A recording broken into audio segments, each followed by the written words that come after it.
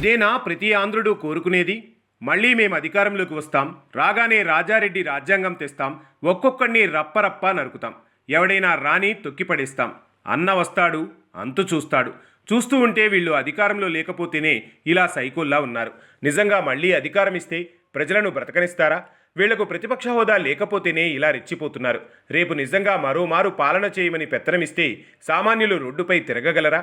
అయినా ఒక సామాన్య పౌరులుగా మనకెందుకు ఈ నరకడాలు, మనకెందుకు ఈ రాజారెడ్డి రాజ్యాంగం, మనకెందుకు ఈ గొడవలు, అరాచకాలు?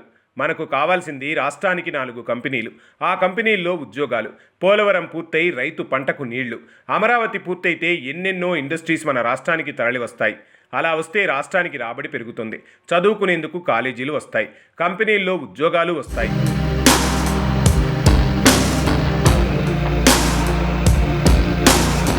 అదే జరిగి ప్రతి సామాన్యుడికి, అంటే దిగువ మధ్యతరగతి కుటుంబాల్లో ఉద్యోగం వస్తే ఆ కుటుంబం సంతోషంగా ఉంటుంది. ఈ సర్కారు చేయాలి అనుకుంటున్న పేదరిక నిర్మూలన సాధ్యమవుతుంది. పేదవాళ్లు పస్తులు ఉండాల్సిన పనుండదు.